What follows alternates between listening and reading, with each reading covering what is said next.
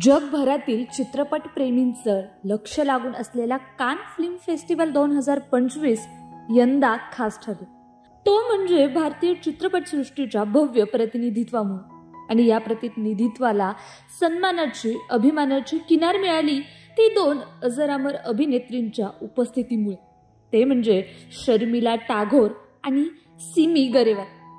हिंदी चित्रपटसृष्टीतील हे दोन हिरे ज्यांनी आपल्या अभिनयाने काळाच्या पुढे जाऊन आपली छाप सोडली.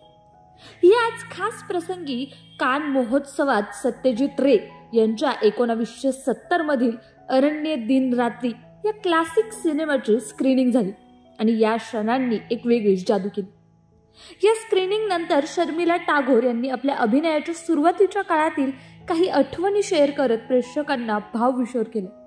त्या म्हणाल्या, एका प्रशस्त बंगल्यात राहत होती आणि मी चौकीदाराच्या खोलीत. फक्त एक वॉटर कूलर आणि बाहेर प्रचंड उकाडा.